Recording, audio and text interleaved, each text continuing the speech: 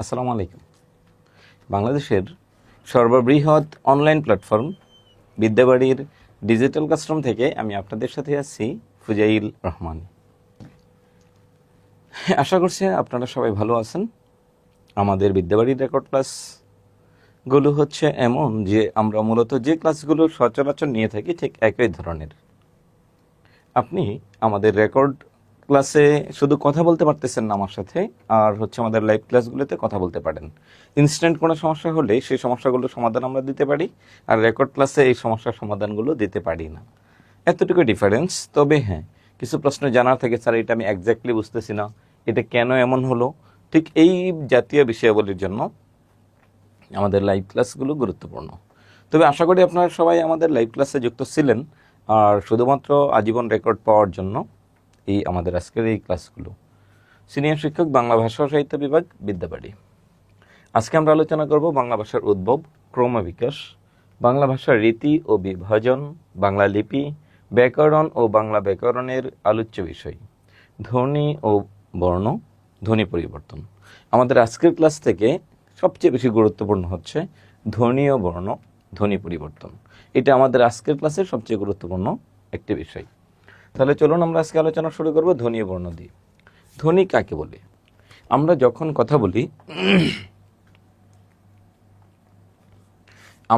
কথা বলি মানুষের নিঃশ্বাস, আমরা ফুসফুস থেকে যখন কথা বলি তখন আমাদের ফুসফুস তাড়িত যে বাতাসটা বের হয়, এটা যদি মুখের ভিতরের কোথাও বাধা না পায় তাহলে একটা, আর বাধা পাই তাহলে একটা, দুটাই ধ্বনি। মানুষের মুখ নিঃসৃত অর্থবোধক আওয়াজকে ধ্বনি বলে। আমি আমার মুখ থেকে যত আওয়াজ বের করি সবই ধ্বনি, কিন্তু সবই অর্থবোধক না। একটা সাউন্ড করলাম, কিন্তু এটা অর্থবোধক না। যেহেতু অর্থবোধক না, তাহলে এটাকে ধ্বনি বলা যাবে না। কি লিখে আছে দেখুন তো? মানুষের বাক প্রত্যঙ্গ ইত্যাদির সাহায্যে উচ্চারিত আওয়াজকে ধ্বনি বলে। তবে মনে রাখতে হবে, আওয়াজই ধ্বনি, সাউন্ডই ধ্বনি। তবে সকল সাউন্ড ধ্বনি না। কোন কোন সাউন্ড ধ্বনি? যেটার অর্থ আছে, যেটার মিনিংস আছে আলাদা, সেটা হচ্ছে ধ্বনি। আর বাকি সকল সাউন্ড ধ্বনি না। তাহলে এখন আমি যদি বলি অ, তখন সেটা ধ্বনি। এটা ধ্বনি না। তাহলে অর্থ থাকা লাগবে, তাহলে সেটা হবে কি? ধ্বনি। যদি কোনো একটি বর্ণের অর্থ থাকে তাহলে সেটা কি হবে? ধ্বনি। ধ্বনি দুই প্রকার। আর ধ্বনির এখন দেখুন তো, এটার মধ্যে পার্থক্য কি? যখন আমি মুখে মুখে বলবো তখন সেটার নাম হচ্ছে কি? ধ্বনি। আর যখন আমি লিখে দেখাবো তখন সেটা হবে বর্ণ। ধ্বনি নির্দেশক চিহ্নকে বর্ণ বলে। ধ্বনি নির্দেশক চিহ্নকে কি বলে? বর্ণ বলে। বর্ণের সাহায্যে মুখ নিঃসৃত ধ্বনিকে লিখে প্রকাশ করা হয় বা লিখে প্রকাশ করা যায়। তাহলে আমি বর্ণ না থাকলে কিন্তু আমি লিখে দেখাতে পারতাম না। তাহলে আমি যেটা লিখে দেখিয়েছি সেটাই হচ্ছে কি? ধ্বনি। ধ্বনি নাকি বর্ণ? অবশ্যই বর্ণ। ধ্বনি মানে যেটা আমরা মুখে মুখে বলি সেটা হচ্ছে ধ্বনি, আর যদি লিখে দেখাই তবে তার নাম হচ্ছে কি? বর্ণ। তাহলে আসুন, ধ্বনির শ্রেণী বিভাগ। ধ্বনি মূলত দুই প্রকার, একটা নাম হচ্ছে স্বরধ্বনি আর একটা নাম হচ্ছে ব্যঞ্জন ধ্বনি। স্বরধ্বনি কাকে বলে? যে সকল ধ্বনি উচ্চারণের সময় ফুসফুস তাড়িত বাতাস বেরিয়ে যেতে মুখ বিবরের কোথাও কোনো বাধা পাই না, তাকে বলে স্বরধ্বনি। আর যদি বাধা পাই বা ঘর্ষণ লাগে তবে তাকে বলে ব্যঞ্জন ধ্বনি। তাহলে ডিফারেন্সটা কোথায়? একটা হচ্ছে বাধা পাবে আর একটা বাধা পাবে না। তাহলে ফুসফুস তাড়িত বাতাস মুখ বিবরের কোথাও বাধা পেলে তাকে বলে হচ্ছে স্বরধ্বনি, আর বাধা না পেলে তাকে বলে কি? ব্যঞ্জন ধ্বনি। বাধা পেলে স্বরধ্বনি, বাধা না পেলে ব্যঞ্জন ধ্বনি বলে। তাহলে দেখুন, স্বরধ্বনি দুই প্রকার। স্বরধ্বনি থেকে তিন ধরনের প্রশ্ন আসবে আমাদের, বেসিক দুইটা, একটা অতিরিক্ত। আমরা প্রথমে যাব হ্রস্বস্বর এবং দীর্ঘস্বর। একটা হচ্ছে হ্রস্বস্বর, একটা দীর্ঘস্বর। হ্রস্বস্বর কি? যে ধ্বনি উচ্চারণে আমাদের অল্প সময় লাগে তাকে বলে হ্রস্বস্বর। যে ধ্বনি উচ্চারণে বেশি সময় লাগে তাকে বলে হচ্ছে দীর্ঘস্বর। সময়টা বেশি লাগবে, আর হ্রস্ব মানে কম বা অল্প সময় লাগবে। আপনাকে আমি 1 মিনিট সময় দিচ্ছি, আপনি একটু প্র্যাকটিস করবেন, এরপরে আমি আলোচনায় আসবো। আপনি উচ্চারণ করেন যে কোনটাতে হ্রস্ব আর কোনটাতে দীর্ঘ, কোনটাতে কম সময় লাগে আর কোনটাতে বেশি সময় লাগে, এটা একটু প্র্যাকটিস করুন।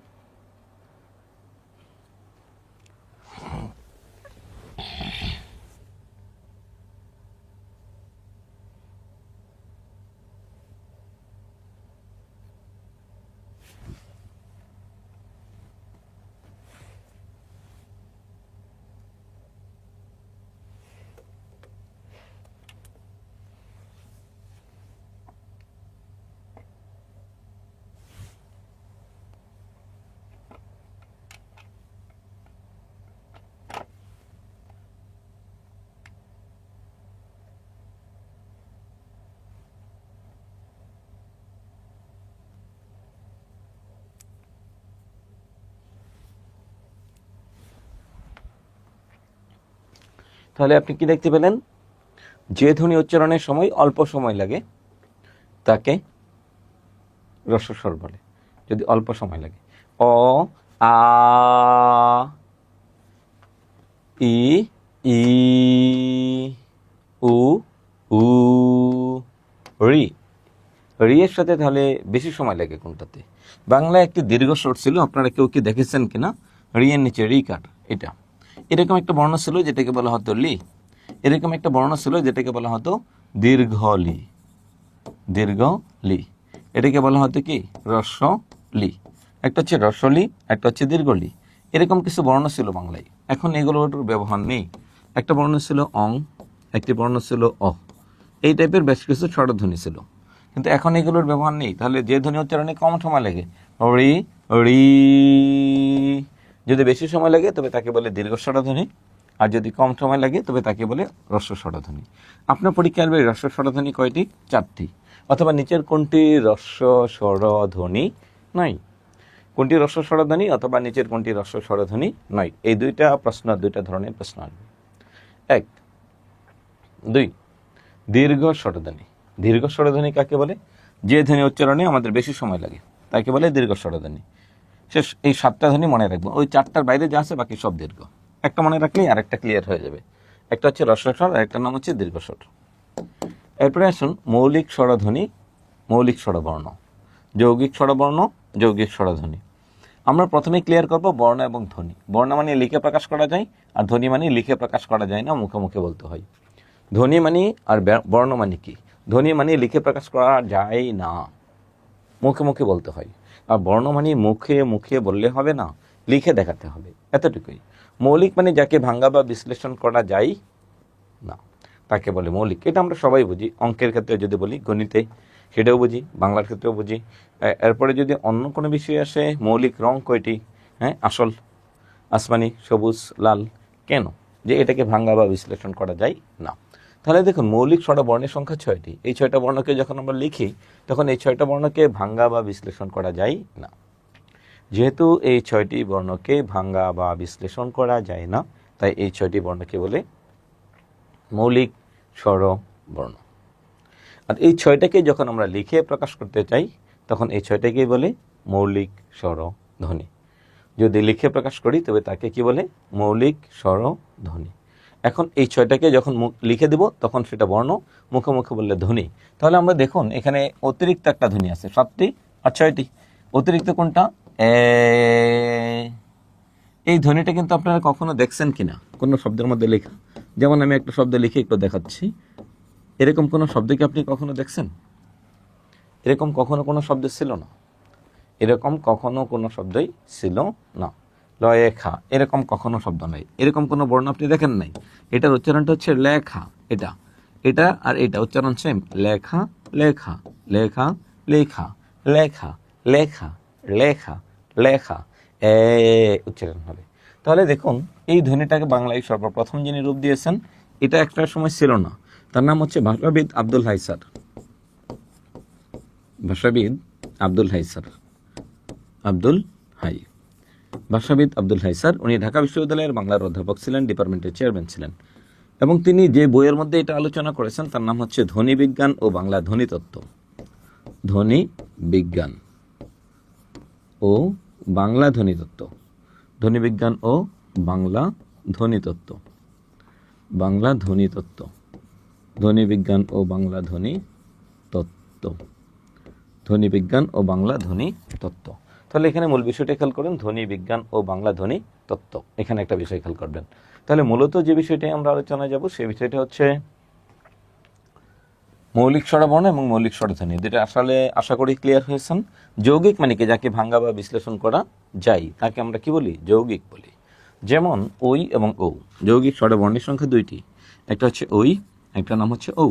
কেন এটাকে যৌগিক বলা হয়?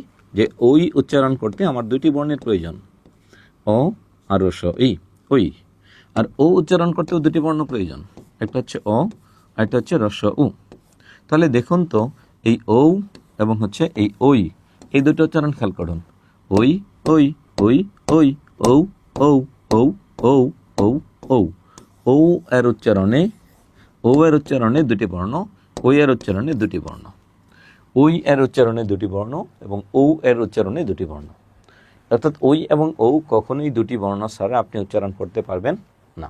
তাহলে এই বর্ণগুলোকে বলা হয় যৌগিক স্বরবর্ণ, যেহেতু এটাকে ভাঙ্গা অথবা বিশ্লেষণ করা যায়। তাহলে বাংলায় যৌগিক স্বরবর্ণের সংখ্যা হলো দুটি, কিন্তু যদি বলে বাংলায় স্বরধ্বনির সংখ্যা 25টি। এই 25টি ধ্বনি কি কি এটা একটু দেখাতে চাই, যদিও কখনো সরাসরি এভাবে প্রশ্ন আসে না যে 25টি ধ্বনি কি কি। তুমি বাড়ি যাও অথবা আমি বাড়ি যাই, দুইটা শব্দ লিখলাম, জকে কেটে দাও তাহলে কি হয়? আও।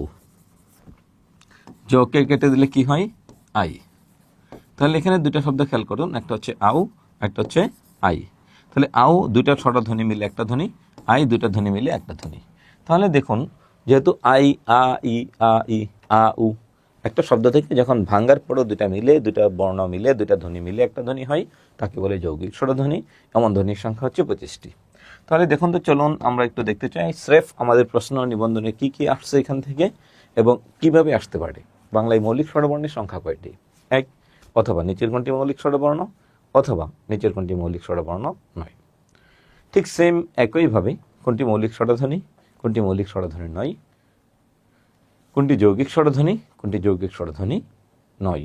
যৌগিক স্বরধ্বনি থেকে সরাসরি আসে না, জাস্ট আসে যৌগিক স্বরধ্বনির সংখ্যা কয়টি? 25টি। পার্ট 3, এটা যাওয়ার আগে আমি আরেকটা পার্ট পড়াচ্ছি, সেটা হচ্ছে স্বরবর্ণের সংক্ষিপ্ত রূপ। সংক্ষিপ্ত রূপকে আমরা কি বলি? কার। কার হচ্ছে 10টি বর্ণের কার আছে, যেমন রস্বইকার, একার, আকার, উকার, রস্বউকার, দীর্ঘউকার, ঋকার, একার, ঐকার, ঔকার। হ্যাঁ, এরকম কার আছে, শুধু একটা বর্ণের কার নাই। অটাকে বলা হয় লীন বর্ণ। কেন লীন বর্ণ বলা হয়? এই অটা প্রত্যেকটা ব্যঞ্জন বর্ণের সাথে মিশে থাকে। কিরকম মিশে থাকে অটা? এটা একটু খেয়াল করুন। মিশে থাকে, মিশে থাকে। কিরকম মিশে থাকে? আমি বললাম প, অ, ল, অ, ম, অ, মানে সবগুলো বর্ণের ভিতরে একটা করে অ পাওয়া যায়। এই জন্য এটা নিজস্ব কোনো কাম নেই, তাই এটাকে বলা হয় লীন বর্ণ। তাহলে চলুন আমরা পরবর্তী অংশে যাচ্ছি। পরবর্তী অংশ কি আছে? ব্যঞ্জন ধ্বনি। যে সকল ধ্বনি উচ্চারণের সময় আমাদের ফুসফুসতাড়িত বাতাসের চাপের আধিক্য থাকে, অর্থাৎ বাতাসটা একটু জোরে বের হয়, তবে তাকে আমরা কি বলি? ব্যঞ্জন ধ্বনি বলি। এরকম, অর্থাৎ কোথাও না কোথাও বাধা পাই, এটা হচ্ছে আসল সংজ্ঞা। আমি কিন্তু ইচ্ছা করে মাঝে মাঝে একটু কনফিউজড করতে চেষ্টা করতেছি। দেখুন, এটা এমন একটা ক্লাস যেটা আপনি ক্লাস 1-এ পড়েছেন, আপনি 2-তে পড়েছেন, আপনি যে সাবজেক্টে নিবন্ধন শিক্ষক নিবন্ধন প্রত্যাশী হন না কেন, আরবি ভাষা ও সাহিত্য, ইংরেজি ভাষা ও সাহিত্য, বাংলা ভাষা ও সাহিত্য, আপনি ইন্টারমিডিয়েট পাস করার পর আপনার বিভাজন হয়েছে কোন সাবজেক্টে আপনি পড়েছেন। কেউ রসায়ন, কেউ পদার্থ, কেউ অ্যাকাউন্টিং অথবা ব্যবসায়িক শিক্ষার কোনো সাবজেক্ট, অথবা কেউ বিজ্ঞানের কোনো সাবজেক্ট, কেউ মানবিক অথবা কেউ সোশ্যাল সায়েন্স সামাজিক বিজ্ঞানের কোনো একটা সাবজেক্টে অনার্স মাস্টার্স করেছেন, অথবা কেউ ডিপ্লোমা করেছেন। কিন্তু এইটা বলতে পারবেন না যে স্যার আমি তো ক্লাস 1-এ পড়ি নাই। আমরা ক্লাস 1-এ সবাই পড়েছি। সো আপনি যখন শিক্ষক হবেন, স্যার একটা কথা আপনাকে এটা বলে রাখি, আপনাকে কেন আমি স্যার বললাম, যে আপনারা যেহেতু শিক্ষক নিবন্ধনের রেকর্ড দেখতেছেন, তার মানে অবশ্যই আপনার প্রত্যাশা শিক্ষক হওয়ার জন্য। আমি ব্যক্তি জীবনে একটি সরকারি টেকনিক্যাল কলেজের শিক্ষক হিসেবে কর্মরত রয়েছে। সো এই ক্ষেত্রে যদি আমি একটু বলে রাখি যে শিক্ষক হওয়ার পরে আপনাকে একটা বিষয় মনে রাখতে হবে, আপনি আরবি ভাষার শিক্ষক। এটা না যে স্যার আপনাকে শুধুমাত্র বাচ্চারা আরবিতেই প্রশ্ন করবে, বাংলা প্রশ্ন করতেই পারে। আপনি রসায়নের শিক্ষক, তাতে কি? আমি আর্টসের শিক্ষক, আমাকে মাঝে মাঝে উচ্চতর গণিতের ক্লাসে ঢুকতে হয়। কেন? আপনার কাছে মনে হতে পারে স্যার এটা কেমন কথা। জি, যেদিন আমার উচ্চতর গণিতের স্যার থাকবে না, শিক্ষা প্রতিষ্ঠানগুলো এমনই, ধরেন আজকে আমার বাংলা ক্লাস একাদশে, আমি নাই, ছুটি নিয়েছি, পারিবারিক ব্যক্তিগত হঠাৎ কোনো ঝামেলা, আমার ক্লাস কি অফ থাকবে? জি না, ক্লাস অফ থাকবে না। আরেকজন স্যার এসে আমাকে ক্লাসটা মেনটেন করতে হবে, উনি নেবে কি নেবে না ওটা ওনার বিষয়, তো ক্লাসটা মেনটেন করতে হবে। স্যার একটু আমার ক্লাসটা একটু দেখেন, আমি একটু আসতে পারবো না, ছুটিতে আছি। যেহেতু আমরা গভর্নমেন্ট প্রতিষ্ঠান, সো গভর্নমেন্ট কলেজ হওয়ার কারণে আমাদেরটা একটু রেস্ট্রিকশন আছে যে না হলে নাই। কিন্তু আপনাদের এমপিওভুক্ত প্রতিষ্ঠানের ক্ষেত্রে এটা হয় না। তখন আপনার প্রিন্সিপাল অথবা হেডমাস্টার আপনাকে যেটা বলবে যে অমুক সাহেব কোথায়, অমুক সাহেব আপনি তো রসায়নের শিক্ষক, একটু কষ্ট করে আরবি ক্লাস তো সান নাই, একটু ঢুকেন।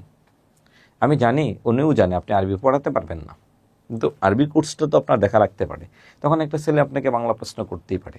এটার জন্য সবসময় মানসিকভাবে আপনাকে প্রস্তুতি নিয়ে রাখতে হবে। একজন শিক্ষক আপনাকে সমাজ, ব্যক্তি, রাষ্ট্র যে কোনো কাজে যে কোনো বিষয়ের প্রশ্ন করতে পারে। এখন ধরেন আপনি রাস্তা দিয়ে যাচ্ছেন, আমরা মাঝে মাঝে যেটা শিকার হই, যদিও আমারটা জেলা শহরের একবারে প্রাণকেন্দ্রের প্রতিষ্ঠিত একটা শিক্ষা প্রতিষ্ঠান, আমি যে কলেজের শিক্ষক, আমাকে হঠাৎ করে কোনো একজন আখ বিক্রি করে, আখের রস বিক্রি করে আমার কলেজের সামনে, ওনার কাছ থেকে আমি রেগুলারই আখের রস প্রায়ই খাই, কারণ উনি খুবই পরিচ্ছন্ন। উনি একদম বললো, স্যার আজকে বাংলা কতটা দেখি। তখন আমি বলে দিলাম। এখন আমি যদি বলে, এই বেটাই আমি কি বাংলা শিক্ষক নাকি? হ্যাঁ, আমি তো আরবি শিক্ষক, অথবা আমি তো কৃষি শিক্ষক, অথবা আমি পদার্থের শিক্ষক, এটা মানবে না ওনারা জানবে আপনি স্যার, আপনি সব জানেন। এই টাইপের কিছু প্রশ্ন আপনাকে যে কেউ করতে পারে। সো এই জন্য চাকরি হওয়ার সাথে সাথে শিক্ষক হওয়ার আগে থেকেই এই বিষয়গুলো আপনার মাথায় একটু রাখতে হবে। আপনি শিক্ষক, আপনাকে সকল বিষয়ের উত্তর সমান তালে দিতে হবে। সেই জন্য আমাকে বাংলার যে ক্লাসগুলো আছে, এটা আপনার শিক্ষকতা জীবনে খুবই গুরুত্বপূর্ণ, শিক্ষকতা জীবনে খুবই কাজে লাগবে আশা করি। আর একটা বিষয় আমি আপনাদেরকে প্রথম রেকর্ড ক্লাসে অনুরোধ করব, সেটা হচ্ছে আমাদের বিদ্যাবাড়িতে আপনারা যাদের ক্লাস পাচ্ছেন প্রত্যেকে এক একজন স্টার টিচার, মানে তারকা শিক্ষক বলা চলে। যে স্যারের যে বিষয়টা আপনার ভালো লাগে আপনি আপনার ব্যক্তি জীবনে সেটাকে ফলো করবেন। যে স্যারের একটা স্যারের সব ভালো লাগবে না, একটা স্যারের একটা বিষয় ভালো লাগতে পারে। ওনার প্রেজেন্টেশন, ওনার কথা বলার ভঙ্গিমা, ওনার আঞ্চলিকতা, ওনার সরলতা, ওনার প্রাঞ্জলতা, ওনার গম্ভীরতা, ওনার হচ্ছে স্পষ্টবাদিত্ব, অথবা ওনার হচ্ছে কি বলে এটাকে, যে বাস্তবকে লুকানো, অর্থাৎ পরিস্থিতিকে সামাল দেওয়া। আমাদের এক একজন শিক্ষকের মধ্যে এক এক ধরনের বৈশিষ্ট্য রয়েছে। এটা আপনি আপনার মধ্যে নেওয়ার চেষ্টা করবেন, তাহলে আমি বিশ্বাস করি আপনি আপনার প্রতিষ্ঠানের শ্রেষ্ঠ শিক্ষক হিসেবে খুব দ্রুত সময়ের মধ্যে আবির্ভাব লাভ করবেন। আসুন, আমরা ব্যঞ্জন ধ্বনি কাকে বলে? যে ধ্বনি উচ্চারণে মুখে কোথাও না কোথাও বাধা পাই। দেখুন, এমন বাধা পাবে না, বাধা পাই কিংবা ঘর্ষণ লাগে, এমন বাধা পাবে না যে আপনার দম বন্ধ হইয়া আপনি মরিয়া প্রমাণ করিয়াছেন যে ব্যঞ্জন ধ্বনি উচ্চারণে বাধাপ্রাপ্ত হয়। বিষয়টা এরকম না, জাস্ট একটু বাধা পাবে। চ, যদি আমি দুইটা বর্ণের উচ্চারণ করে দেখাই, ক, ট ট ট ট, যে বা উপরের জায়গাটাই লেগে গিয়েছে মূর্ধাতে। অ, সরাসরি বাতাস বের হয়েছে, তাই এটাকে বলে হচ্ছে কি স্বরধ্বনি, আর ওটাকে বলে ব্যঞ্জন ধ্বনি।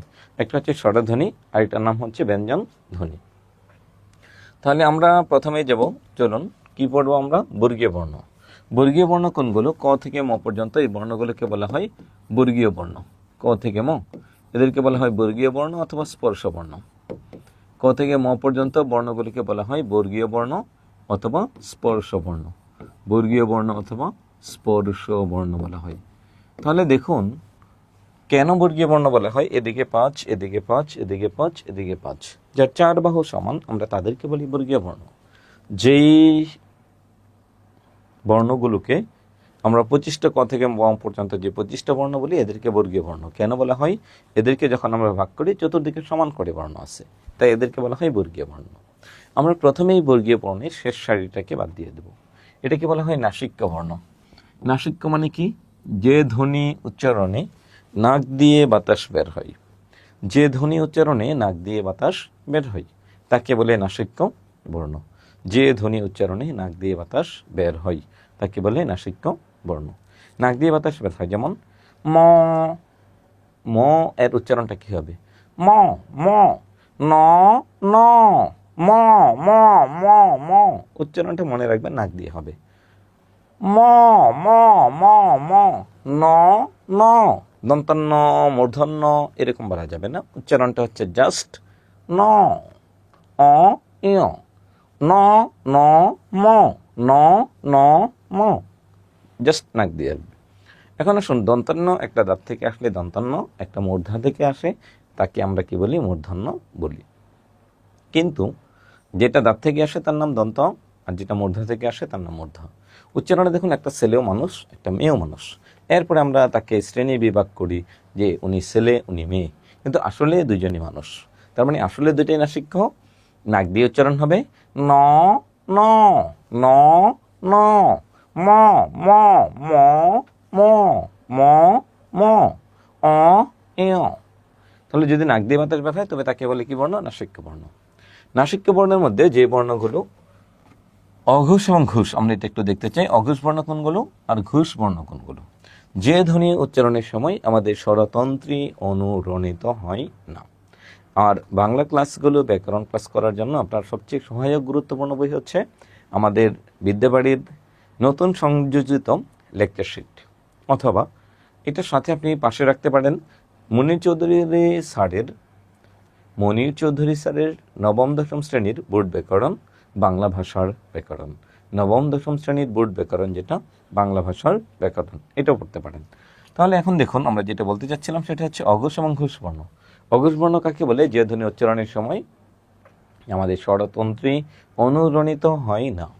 স্বরতন্ত্রী অনুরণিত হয় না, তাকে আমরা কি বলি? অঘোষ বর্ণ বলি। আর অনুরণিত হলে তাকে বলি কি বর্ণ? ঘোষ বর্ণ। যেমন ক খ গ ঘ, ক খ গ ঘ, ক খ গ ঘ, ক খ গ ঘ, ট ঠ ড ঢ, ড ঢ, প ফ ব ভ, প ফ ব ভ, প ফ ব ভ, ট ঠ ড ঢ। তাহলে দেখুন তো কোন বর্ণগুলো উচ্চারণের সময় আপনার গলার ভিতরে জিহ্বার গোড়ার মধ্যে কম্পন সৃষ্টি হয়, স্বরতন্ত্রীটা অনুরণিত মানে ভাইব্রেট হয়। কোথায় ভাইব্রেট হয় আপনি একটু ফিল করেন। আপনাকে আমি একটু সময় দিচ্ছি, আপনি একটু ফিল করার চেষ্টা করুন। প্রয়োজন 1 মিনিট সময় নেবেন। ক খ গ ঘ ফিল করুন যে কোনটাতে স্বরতন্ত্রী অনুরণিত হয়, অর্থাৎ গলার গোড়ার মধ্যে কম্পন হয়, আর কোনটাতে কম্পন হয় না।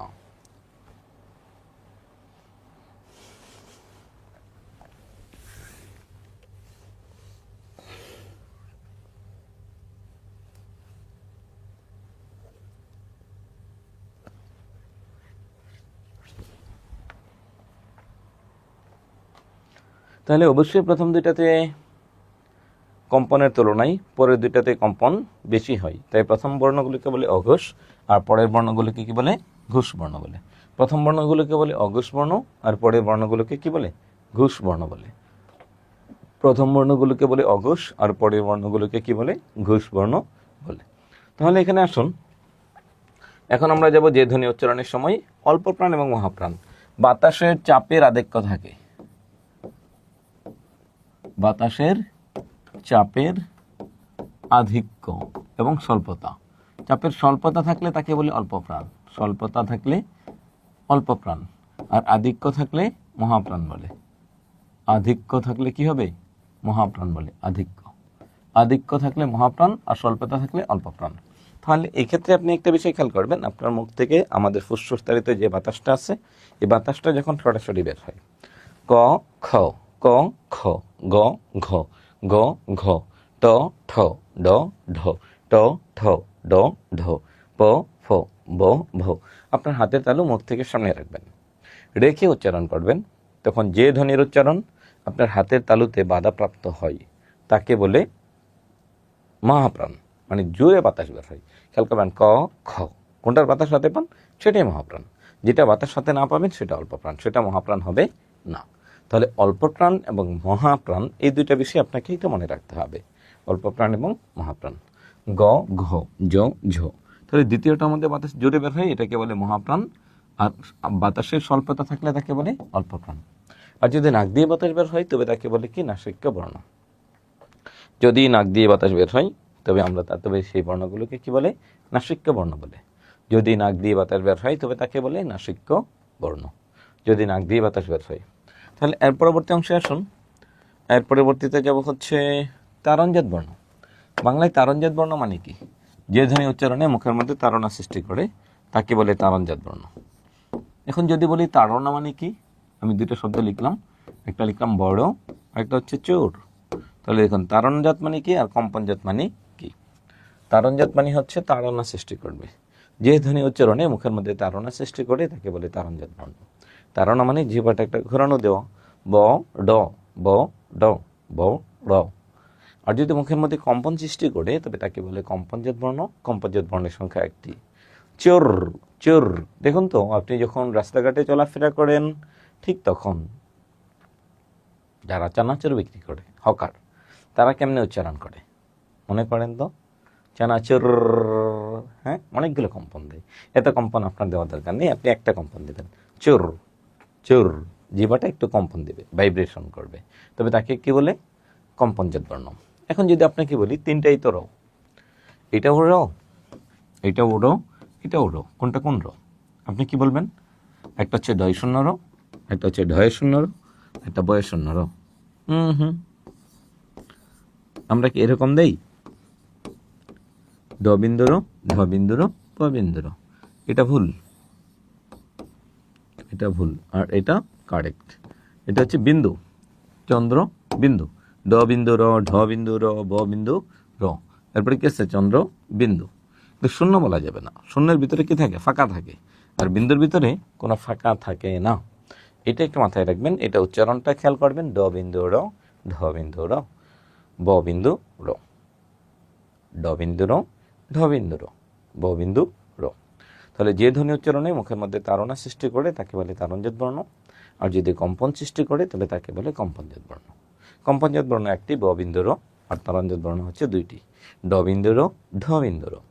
যদি কেউ বলেন ডয় শূন্য র, ডয় শূন্য র, ডয় শূন্য র, বয় শূন্য র, তাহলে এটা একেবারেই ভুল, এটা বলা যাবে না, বললে কবিরা গুনাহ, যে বলে কোনো মাফ নাই। এবার আসুন পরাশ্রয়ী বর্ণ, যে ধ্বনিগুলো অন্যের আশ্রয়ে উচ্চারিত হয় তাকে বলে পরাশ্রয়ী বর্ণ। অনুস্বার, বিসর্গ, চন্দ্রবিন্দু, অনুস্বার, বিসর্গ, চন্দ্রবিন্দু। এই বর্ণগুলো একটু খেয়াল করেন যে এরা নিজেরা কোনো অর্থ প্রকাশ করতে পারে না, তাই এটাকে বলে কি বর্ণ? পরাশ্রয়ী বর্ণ। কিন্তু এদের মধ্যে থেকে চন্দ্রবিন্দুটার আরেকটা নাম আছে, সেটাকে বলে আনুনাসিক বর্ণ।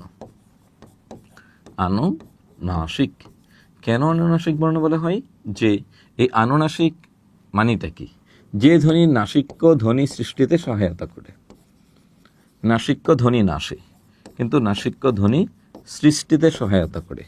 নাসিক্য ধ্বনি সৃষ্টিতে সহায়তা করে, সৃষ্টিতে সহায়তা করে, নাসিক্য ধ্বনি সৃষ্টিতে সহায়তা করে। যেমন আমি একটা শব্দ লিখলাম পাঁচ, পাঁচ, আর এটা যদি বলি তাহলে এটার উচ্চারণ কি হবে? পাঁচ, পাঁচ, পাঁচ, পাঁচ, পাঁচ। এটা পাঁচ, আর এটা হবে কি? পাঁচ, পাঁচ, পাঁচ। নাকে চলে যাবে, কেন? আনুনাসিক। সে কিন্তু নাসিক্য ধ্বনি না, অ, ইয়, ন, ন, ম, ওই পাঁচটি নাসিক্য অন্তর্ভুক্ত নয়, কিন্তু এটা হচ্ছে আনুনাসিক বর্ণ। এটাকে কি বর্ণ বলে? আনুনাসিক বর্ণ বলে। এটাকে কি বলে? আনুনাসিক বর্ণ বলে। তাহলে এখানে একটু খেয়াল করুন, একটা হচ্ছে নাসিক্য বর্ণ, এটার নাম হচ্ছে কি? আনুনাসিক বর্ণ। পার্শ্বিক ধ্বনি বাংলা বর্ণমালায় একটি, সেটার নাম হচ্ছে কি? ল। এই ধ্বনি উচ্চারণে জিহ্বার দুই পার্শ্ব দিয়ে বাতাস বের হয়, জিহ্বার দুই পার্শ্ব দিয়ে বাতাস বের হয়, তাই এটাকে বলে পার্শ্বিক ধ্বনি। জিহ্বার দুই পার্শ্ব দিয়ে বাতাস বের হয়, তাই এটাকে কি ধ্বনি বলে? পার্শ্বিক ধ্বনি বলে।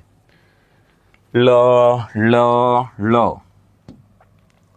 এরপরে যদি আসি আমরা বর্ণের মধ্যে মাত্রাযুক্ত এবং মাত্রাহীন বর্ণের সংখ্যা। টোটাল বর্ণের সংখ্যা হচ্ছে 50টি। দেখুন 32-এর পরে মাত্রা আছে পূর্ণ, তাই পূর্ণমাত্রা বর্ণ হচ্ছে 32টি, আর 10-এর মধ্যে কোনো মাত্রা নেই, মাত্রাহীন বর্ণের সংখ্যা 10টি। আর যদি 8-এর মধ্যে মাত্রা দিতে হয় তবে তাকে বলে অর্ধমাত্রা। অর্ধমাত্রা বর্ণের সংখ্যা 8টি। অর্ধমাত্রার বর্ণের সংখ্যা 8টি। অর্ধমাত্রার বর্ণের সংখ্যা 8টি। তাহলে দেখুন এখানে পূর্ণমাত্রা, অর্ধমাত্রা, মাত্রাহীন, পূর্ণমাত্রা, অর্ধমাত্রা, মাত্রাহীন। পূর্ণমাত্রা বর্ণের সংখ্যা কয়টি? অর্ধমাত্রার বর্ণের সংখ্যা কয়টি? মাত্রাহীন বর্ণের সংখ্যা আমরা পেয়ে গেলাম 8/32 কিন্তু এতটা সহজ নাও আসতে পারে, যদি একটু কঠিন করে তাহলে কিভাবে আসতে পারে? আমার কথা হচ্ছে আপনার প্রতি অনুরোধ যে আপনি এই ক্লাস দেখার পরে এই অধ্যায় থেকে নিবন্ধন পরীক্ষায় প্রশ্ন আসবে আর আপনি পারবেন না, সেটা কোনো মতেই হতে পারে না, অসম্ভব। আপনাকে ক্লাস করলে অবশ্যই বুঝে উত্তর দিতে হবে। প্রশ্ন যেভাবেই আসুক, যত ঘুরিয়ে ফিরে আসুক না কেন।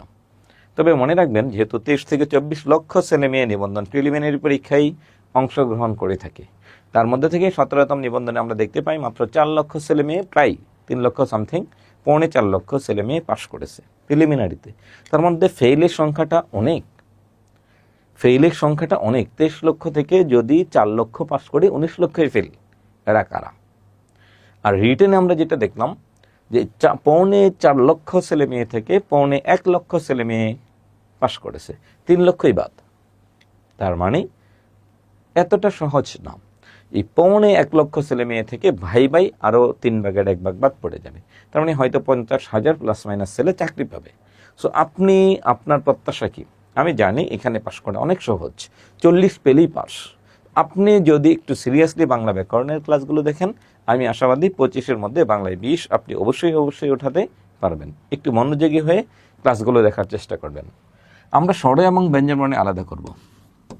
26, 6, 7, অর্থাৎ যেটা বড় সংখ্যা সেটা হচ্ছে ব্যঞ্জনবর্ণ, আর যেটা ছোট সংখ্যা সেটা স্বরবর্ণ। 7 যোগ 1 8, 6 যোগ 4, 4 মানে কি? মাত্রাহীন বর্ণ। কি কি? এ, ওই, উ, ও। কেন লিখে দিলাম? একটু যেন সহজে মাথায় ঢোকাতে পারেন, কোনো মাত্রা নাই। আর মাত্রাহীন বর্ণ একটা, সেটা হচ্ছে রে। 26 যোগ 6, যেটা সাদা কালি দিয়ে লিখলাম, সেটা হচ্ছে স্বরবর্ণ। অ, আ, ই, ই, উ, উ। তাহলে দেখুন এই 6টার মধ্যে কি আছে? পূর্ণমাত্রা আছে। এই 6টাতে পূর্ণমাত্রা আছে, আর এই 4টাতে মাত্রাই নেই, আর এটাতে অর্ধেক মাত্রা আছে। তাহলে আমরা মাত্রার উপর ভিত্তি করে যদি ভাগ করি, মাত্রা যুক্ত মানে পূর্ণমাত্রা এবং অর্ধমাত্রা। পূর্ণমাত্রা বর্ণের সংখ্যা 32টি, তার মধ্যে বড় সংখ্যা যেটা 26 সেটা হচ্ছে ব্যঞ্জনবর্ণ, আর 6 স্বরবর্ণ। মাত্রাহীন বর্ণের সংখ্যা 10টি, তার মধ্যে বড় সংখ্যা 6 সেটা ব্যঞ্জনবর্ণ, আর ছোট সংখ্যা 4 সেটা স্বরবর্ণ। আবার দেখুন অর্ধমাত্রা যদি বলি 8টি, তাহলে সেখানে বড় সংখ্যা 7 ভাগ করার পরে সেটা ব্যঞ্জনবর্ণ, আর ছোট সংখ্যা হচ্ছে 1 সেটা স্বরবর্ণ। এরপরে আমরা যাব যুক্ত বর্ণের মধ্যে। দেখুন তো যুক্ত বর্ণগুলো আমরা একটু কাছাকাছি পড়ব। ইয় প্লাস বর্গীয় জ প্লাস ইয়। এরপরে দেখুন তয়ের নিচে যদি দেওয়া হয় তাহলে দন্তান্ন, আর যদি এরকম দেওয়া থাকে তাহলে সেটা হবে তয়ে ম। মূর্ধন্য সমূর্ধন্য ইয় চ। হয়ের যদি পায়ে ধরে তাহলে মূর্ধন্য, আর হয়ের যদি কানে ধরে তাহলে হয়ে দন্তান্ন, হয়ে দন্তান্ন। আর যদি এরকম দেওয়া থাকে তাহলে সেটার নাম হচ্ছে ক প্লাস মূর্ধন্য স চৈতন্য দেওয়া থাকলে, আর যদি এরকম দেওয়া থাকে তাহলে তার নাম হচ্ছে হ প্লাস ম, হ প্লাস ম। তাহলে এই বিষয়গুলো একটু খেয়াল রাখতে হবে। যুক্ত বর্ণ, যুক্ত বর্ণগুলো আমাদের চাকরি পরীক্ষার জন্য খুবই গুরুত্বপূর্ণ। যুক্ত বর্ণগুলো আমাদের চাকরি পরীক্ষার জন্য খুবই গুরুত্বপূর্ণ, ব্যক্তি জীবনেও খুবই গুরুত্বপূর্ণ। বিশেষ করে যারা কম্পিউটার বা মোবাইলে টাইপ করতে চান তাদের জন্য খুবই গুরুত্বপূর্ণ। যদি যুক্ত বর্ণ না জানেন তাহলে আপনার টাইপ করাটা অনেক সময় ভুল হতে পারে। তাহলে এতক্ষণ আমাদের গুরুত্বপূর্ণ যে যুক্ত বর্ণগুলো ছিল এটা আমরা আলোচনা করলাম। আমরা এখন কিছু বানানের উচ্চারণ করব, কিছু সব বর্ণের বানান করব। দেখুন হয়ে দন্তান্ন, হয়ে মূর্ধন্য সব বেশ কিছু যুক্ত বর্ণ পাশাপাশি দেয়া আছে। তাহলে এইবার যদি আমি আপনাকে বলি কয়েকটা শব্দের বানান করেন, তাহলে আপনি একটু খেয়াল করুন তো এই শব্দের বানানটা কেমন হবে। রেকর্ড কাটার সময় এখানে একটু স্লো করে দিতে হবে আপনাকে। আমি সময় দিচ্ছি, যিনি রেকর্ড কাটবেন উনি এই জায়গা থেকে 1 2 3 মিনিট খেয়াল করতে হবে যে ওদেরকে একটু পড়তে সময় দিতে হবে। এরপরে আপনি রেকর্ডটা পড়ে থেকে কাটবেন। এখানে কাটা যাবে না, আমি একটু স্পেস দিয়ে ভিডিও করব। এখন প্রিয় শিক্ষার্থীবৃন্দ, আপনাদেরকে আমি কয়েকটা শব্দ লিখে দিচ্ছি, আপনারা নিজেরা রেকর্ড দেখার সময় উচ্চারণ করবেন। যেমন আমি প্রথমে যদি বলি পদ্মা, এটা বানান কি? দোয়ার ম যুক্ত বর্ণ। অম্লান,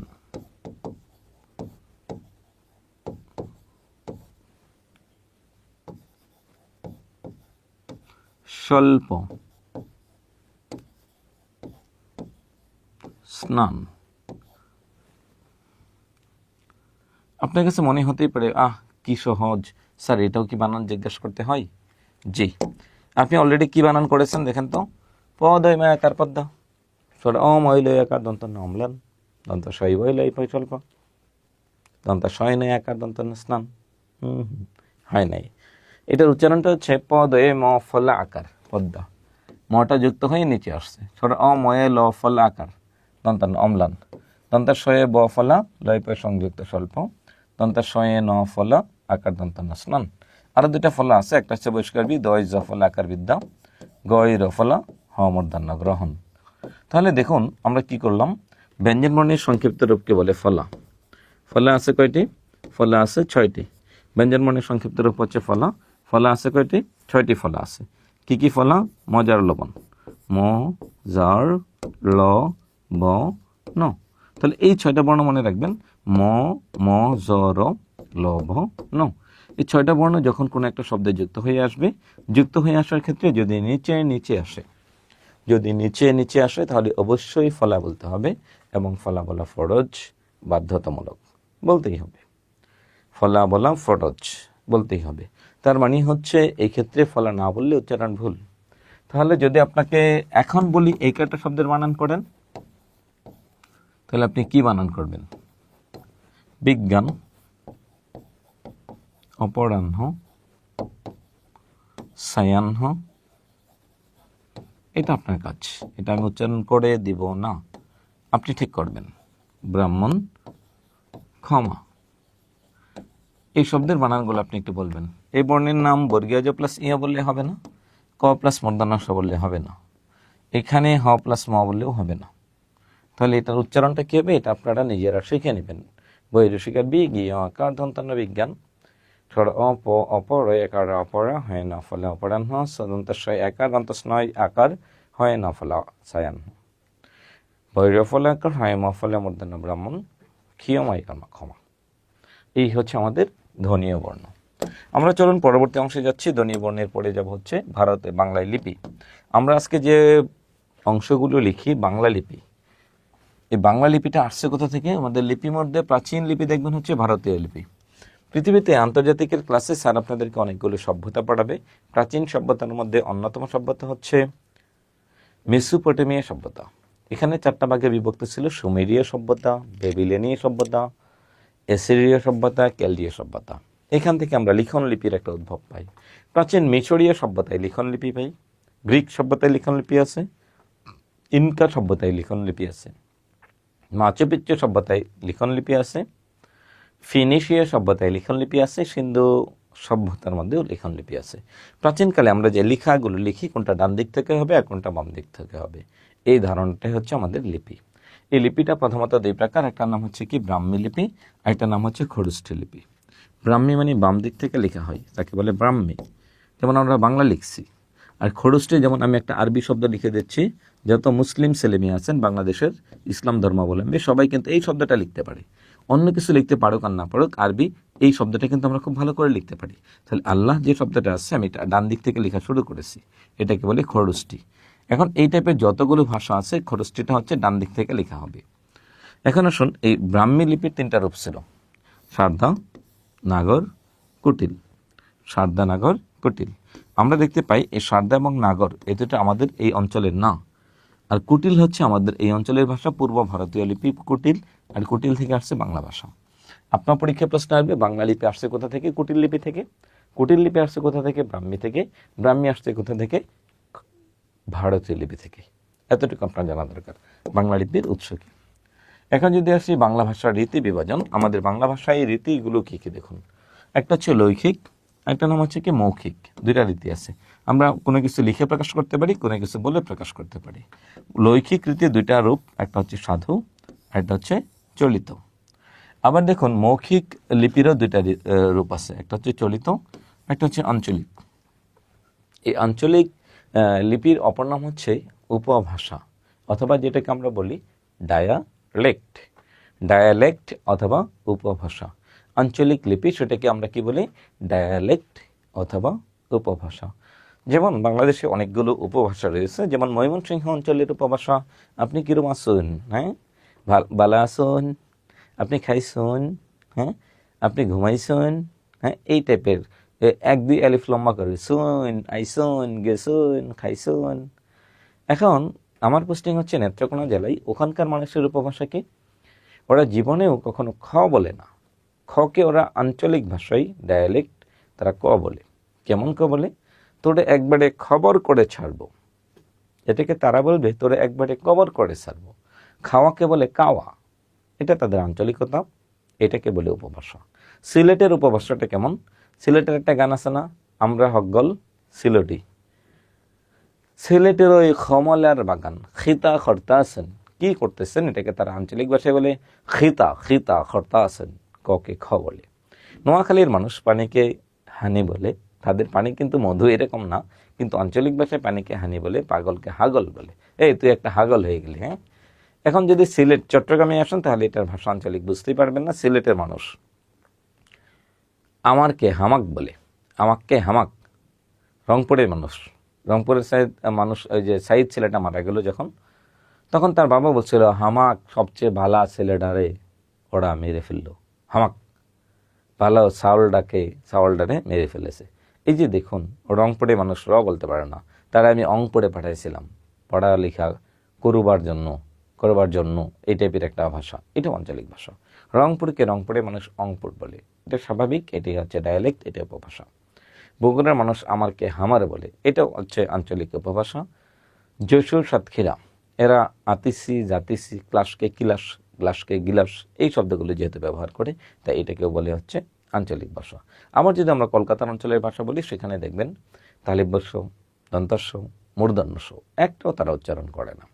দাদা রাত 2টো বাজে শ্যামলিতে বাসে করে নেমে এসেছি সোনার বাংলাদেশে ইলিশ মাছ খেতে। হ্যাঁ, আচ্ছা, খুব স্বাদ, ইলিশ মাছ খেতে খুব স্বাদ, তার মানে কি স বলে না, সবগুলোতে স বলে। এটাও হচ্ছে কলকাতার ডায়ালেক্ট বা আঞ্চলিক উপভাষা। এখন আপনি যদি হাওড়া অঞ্চলে যান, তাহলে তাদের আঞ্চলিক উপভাষাটা ভিন্ন ধরনের। এরপরে যদি আপনি আসেন হচ্ছে আমাদের উত্তর এবং দক্ষিণ দিনাজপুর বা হচ্ছে দার্জিলিংয়ের পার্শ্ববর্তী সীমান্তবর্তী অঞ্চলগুলো, তাদের আঞ্চলিকতাটা একটু ভিন্ন ধরনের। বাংলাদেশের সাথে সীমান্তবর্তী মেঘালয়ের মানুষের আঞ্চলিক ভাষা আমাদের সিলেটির মতো কিছুটা, আবার কিছুটা ময়মনসিংহের মতো। এটি হচ্ছে আমাদের আঞ্চলিক ভাষা, এইটাও ভাষার রূপের একটা অংশ। চলুন আমরা পরবর্তী অংশে যাব। এই সাধু এবং চলিতটা কি?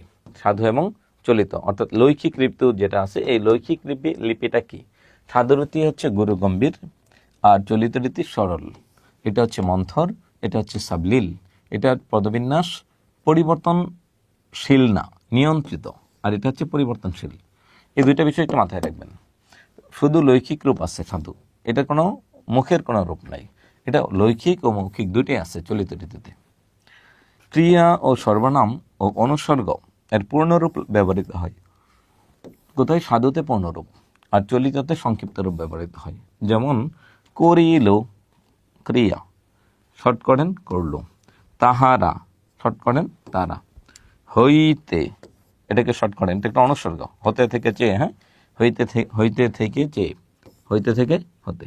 অর্থাৎ শর্ট রূপ যেটা আছে, ছোট ফর্ম, ছোট ভার্সন যেটা, সেটাকে বলে হচ্ছে কি চলিত। আর যদি বড় ভার্সন হয়, সেটাকে আমরা কি বলি? সাধু বলি। তাহলে একটা সাধু, একটা চলিত, একটা সাধু, একটা চলিত। এখানে এই দুটা বিষয় মনে রাখবেন, যেটাকে চেঞ্জ করা যায় না, সাধু লিপি বা সাধু রীতি।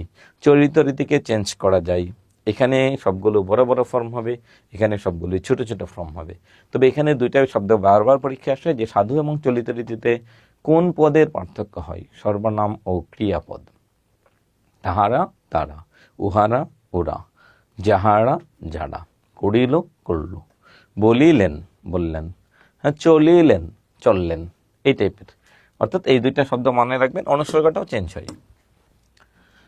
এরপরে যদি আমরা আসি বাংলা ব্যাকরণের গুরুত্বপূর্ণ একটি বিষয়, সেটার নাম হচ্ছে ধ্বনি পরিবর্তন। ধ্বনি পরিবর্তন 3টি কারণে হয়। 1, আঞ্চলিকতার কারণে, নোয়াখালীর মানুষ পানিকে হানি বলে। 2, দ্রুত উচ্চারণের কারণে। 3, উচ্চারণে সুবিধার কারণে।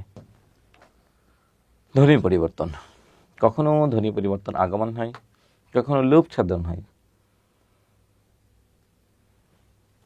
একে অপরের উপর প্রভাব বিস্তার করে, এটা একটু মনে রাখবেন। ধ্বনি পরিবর্তন যতভাবে সাধিত হয়, এই কয়েকভাবে ধ্বনি পরিবর্তন হতে পারে। ধ্বনি 2 প্রকার, কি কি? একটা স্বরধ্বনি, আরেকটার নাম হচ্ছে ব্যঞ্জন ধ্বনি। একটা হচ্ছে স্বরধ্বনি, আরেকটার নাম ব্যঞ্জন ধ্বনি। তাহলে ধ্বনি পরিবর্তন এই 2 ধরনের হয়। কিন্তু যদি আসে পরীক্ষায়, ধ্বনি পরিবর্তন কত প্রকার? 3 প্রকার। আগমন, লোপ এবং রূপান্তর বা পরিবর্তন, মাঝখান থেকে চেঞ্জ করে দেবেন। একটা আগমন, একটা লোপ পাবে, একটা চেঞ্জ করবেন। আমরা প্রথমে যাব স্বরাগম। স্বরাগমের সংজ্ঞাটা একটু দেখতে থাকুন। আমাকে একটা বিষয় বলতে হবে, যেটা হচ্ছে আদি, মধ্য, অন্ত, 3টা স্বরাগমের সংজ্ঞা 1 মিনিট দেখবেন। আমি 1 মিনিট সময় দিচ্ছি, 1 মিনিট পরে আমি আপনার কাছ থেকে উত্তর নেব।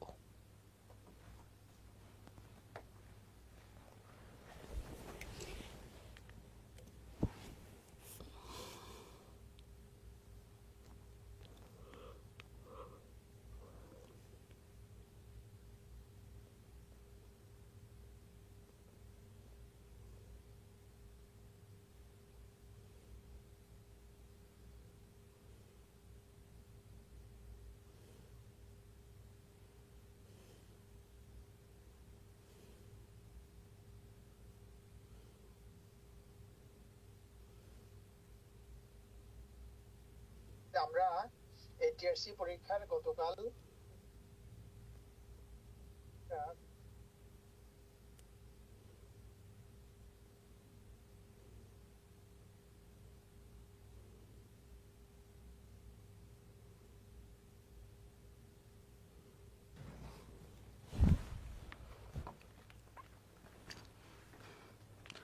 তাহলে দেখুন স্বরাগম মানে কি? স্বরাগম মানে স্বরধ্বনির আগমন। সহজ কথা, স্বরধ্বনির আগমন স্বরাগম। স্বরধ্বনির আগমন যদি শুরুতে হয় তবে তাকে বলে আদি স্বরাগম, মাঝখানে হলে মধ্য স্বরাগম, শেষে হলে অন্ত স্বরাগম। স্বরাগম মানে কোনো একটা শব্দে অতিরিক্ত স্বরধ্বনি আসলে আমরা তাকে স্বরাগম বলি। শব্দের শুরুতে আসলে আদি স্বরাগম, মাঝখানে আসলে মধ্য স্বরাগম, শেষে বা অন্তে আসলে তাকে আমরা কি বলি? অন্ত স্বরাগম বলি। তাহলে আবার দেখুন, আদিতে আসলে আদি স্বরাগম, মাঝখানে আসলে মধ্য স্বরাগম, অন্তে বা শেষে আসলে আমরা তাকে কি বলি? অন্ত স্বরাগম বলি। তাহলে এখানে একটা শব্দকে খেয়াল করতে হবে, শব্দের আদিতে কেমন স্বরাগম আসে। স্কুল এবং স্কুল এই দুটোর মধ্যে কি আসছে অতিরিক্ত দেখেন তো? স্টেশন এবং স্টেশন, এখানে একটা বর্ণেরও পার্থক্য আছে। স্টেশন থেকে স্টেশন, স্কুল থেকে স্কুল। স্টেশন থেকে স্টেশন, স্কুল থেকে স্কুল, একটা ই অতিরিক্ত আসছে। কোথায় আসছে? শুরুতে না মাঝে না শেষে? আমি তিনটাই দেখাচ্ছি, এরপরে আপনি নিজে নিজে ধরতে পারবেন। প্রীতি থেকে পিরিতি, একটা অতিরিক্ত ই আসছে মাঝখানে। দিশ থেকে দিশা, লাস্টে একটা আ আসছে। যদি সবগুলোতে স্বরধ্বনি আসছে তাই সবগুলোর নাম হচ্ছে স্বরাগম, স্বরাগম, স্বরাগম। আদিতে আসলে তার নাম আদি স্বরাগম, মাঝখানে আসলে মধ্য স্বরাগম, শেষে আসলে অন্ত স্বরাগম। সত্য থেকে সত্যি, এই রসিকারটা দেখা যাচ্ছে আগে কিন্তু বাস্তবে আগে না। তাহলে আমি আপনাকে একটু যদি বোঝাতে চাই, তই রসিকার্তি, এই রসিকার কি আগে নাকি পরে? কখনোই কার আগে বসতে পারে না। আমরা বলি না রসি ততি, আমরা বলি কি তই রসিকার তি। রসি ততি এটা আমরা কখনো বলি না। রস ই তো, রস ই আর এটা কি তো সমান সমান কি আছে? তি, এটা আমরা কখনো বলি না। তাহলে আমরা কি বলি? তই রস ই কার তি, এটা আমরা সবসময় বলি। তাহলে দেখুন তো, প্রীতি থেকে পিরিতির মধ্যে ডিফারেন্সটা কোথায়? কোনটা আগে আসছে, কোনটা পরে আসছে? আপনি আদি স্বরাগম খালি চোখে দেখতে পাবেন, অন্তটা খালি চোখে দেখতে পাবেন, কিন্তু সমস্যাটা হবে কোথায় জানেন? আপনার সমস্যাটা হবে মধ্য স্বরাগম। প্রীতি থেকে পিরিতি, দেখুন প প্লাস র, র মানে এই রফলা, প্লাস দীর্ঘ ই, প্লাস ত, প্লাস রসই। তাহলে পিরিতের আগে ভাঙেন, দেখেন কি আছে? প প্লাস রসই, পই রসই কার পি, আগে প পরে ই, এরপরে কি আছে? অন্তস্থ র প্লাস দীর্ঘ ই, প্লাস ত প্লাস রস ই। এবার আপনি একটু কেটে দেবেন, যেটা মিলে সেটা কেটে দেবেন। ধ্বনি পরিবর্তনের সিস্টেমটা দেখুন, ই ই ই, ত ত, দীর্ঘ ই দীর্ঘ ই, র র, এরপরে প প, সব কাটা গেল, কিন্তু অতিরিক্ত কি আছে? একটা রস্ব ই আছে অতিরিক্ত। তাহলে এই রস্বইটা কোথায় আছে অতিরিক্ত? মাঝখানে আছে। শব্দের একবারে আদিতেও নাই, আবার একবারে শেষেও নাই, মাঝখানে আসছে না। তাহলে এটাকে বলে হচ্ছে মধ্য স্বরাগম। এটাকে কি বলে? মধ্য স্বরাগম বলে। আমি মধ্য স্বরাগমের আরেকটা উদাহরণ লিখছি, স্বর্ণ থেকে সুবর্ণ। স্বর্ণ থেকে সুবর্ণ,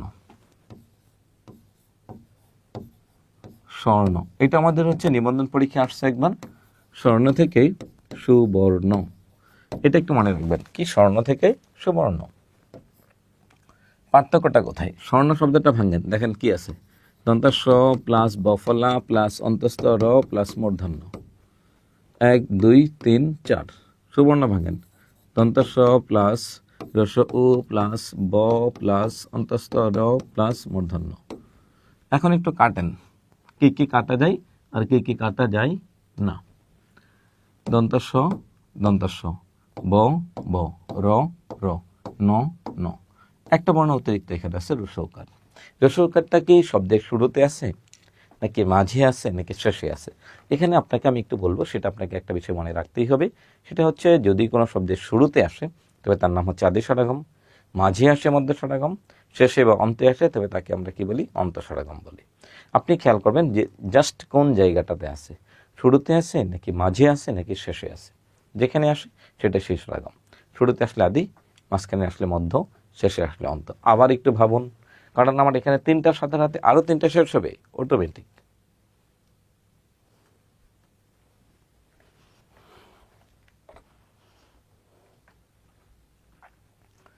তাহলে কি পেলেন? তাহলে আমরা এখানে কি দেখতে পেলাম? শব্দের শুরুতে কোনো একটা স্বরধ্বনি আসলে আমরা তাকে কি বলি? আদি স্বরগম। মাঝখানে আসলে আমরা তাকে বলি মধ্য স্বরগম।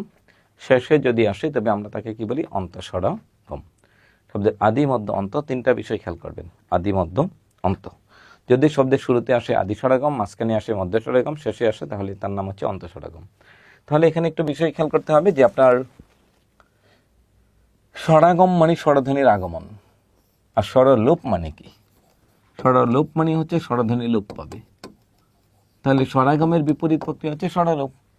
যদি কোনো শব্দে স্বরধ্বনি আসে তার নাম স্বরাগম, যদি চলে যায় তবে তার নাম হচ্ছে স্বরলোপ। এখানে একটা শব্দ আপনাকে মনে রাখতে হবে, যদি চলে যায় তার নাম স্বরলোপ। আদি থেকে চলে গেলে আদি স্বরলোপ, মাঝখান থেকে চলে গেলে মধ্য স্বরলোপ, অন্ত বা শেষ থেকে চলে গেলে অন্ত স্বরলোপ। আদি থেকে চলে গেলে আদি স্বরলোপ, মাঝখান থেকে চলে গেলে মধ্য স্বরলোপ, অন্ত বা শেষ থেকে চলে গেলে অন্ত স্বরলোপ। তাহলে আমরা যদি বলি স্কুল থেকে স্কুল, বোঝার চেষ্টা করবেন, তাহলে একটা স্বরধ্বনি আসলো মানে স্বরাগম। কিন্তু আমি এটাকে ঘুরাই দিই, যদি স্কুল থেকে স্কুল, তাহলে দেখেন কি হয়। স্কুল থেকে স্কুল, এটাকে মুছে দিলাম, স্কুল থেকে স্কুল, তাহলে এখান থেকে একটা স্বরধ্বনি লোপ পেয়েছে। কোথা থেকে লোপ পেয়েছে? শুরু থেকে, তার নাম আদি স্বরলোপ। যদি বলি সুবর্ণ থেকে স্বর্ণ, চিহ্নটা ঘুরাই দিই, তাহলে তার নাম হচ্ছে মধ্য স্বরলোপ। যদি বলি না দিশা থেকে দিশ, তাহলে এখানেই হচ্ছে কি একটা আলোপ পেয়েছে। যদি লোপ পাই তার নাম স্বরলোপ। আদি থেকে লোপ পেলে আদি স্বরলোপ, মাঝখান থেকে লোপ পেলে মধ্য স্বরলোপ, শেষ থেকে লোপ পেলে অন্ত স্বরলোপ। শেষ, আদি মধ্য এবং অন্ত। স্বরাগম শেষ হলো এবং স্বরলোপ শেষ হলো। এখন যাবো আমরা অপিনিহিতে। পরে রসিকার বা রসুকার যদি আগে আসে, পরে রসিকার কিংবা রসুকার কি করবে? আগে আসবে। যুক্তধ্বনির আগে অতিরিক্ত একটা রসি বা রসু বলবে। দেখুন সাধু, লাস্টে ওটা মাঝখানে আসছে, আজি লাস্টের এটা মাঝখানে, বাজি লাস্টের এটা মাঝখানে। পরে রসি বা রসু আগে চলে আসে যদি, অথবা জফলাযুক্ত শব্দে একটা অতিরিক্ত ই আসবে। এই যে লাস্টে দেখিয়া, ক্ষয়ের পরে ছিল, এটা আগে চলে আসছে। এখন আমি যদি বলি কন্যা, গ্রামের মানুষ কন্যাকে কি বলে? দেখুন তো, কন্যাকে কি বলে? কন্যা বলে। গ্রামের মানুষ কন্যাকে কি বলে? কন্যা। তো এটা হচ্ছে ধ্বনি পরিবর্তন, এটার নাম হচ্ছে অপিনিহিতি। অপিনিহিতি, কন্যা থেকে কন্যা। তাহলে দেখুন সত্য থেকে সৈত্য, সত্য থেকে সৈত্য। তাহলে এখানেও দেখুন একটা পরিবর্তন আছে। কি আছে? জফলাযুক্ত শব্দের মধ্যে অতিরিক্ত একটা ই আসছে, এটাকে বলে অপিনিহিতি। অসমীকরণ মানে হচ্ছে একই স্বরের পুনরাবৃত্তি দূর করার জন্য মাঝখানে যখন স্বরধ্বনি যুক্ত হয় তখন তাকে অসমীকরণ বলে। টপ টপ, যেন একই উচ্চারণ বারবার না হয়, মাঝখানে কি দেবেন? একটা আকার দেবেন, অসমান যেন হয়। টপ টপ, টপ টপ, দুটা কিন্তু সমান, যেন সমান না হয়, তাহলে এখানে একটা আকার দেবেন। তাই এটাকে বলে অসমীকরণ।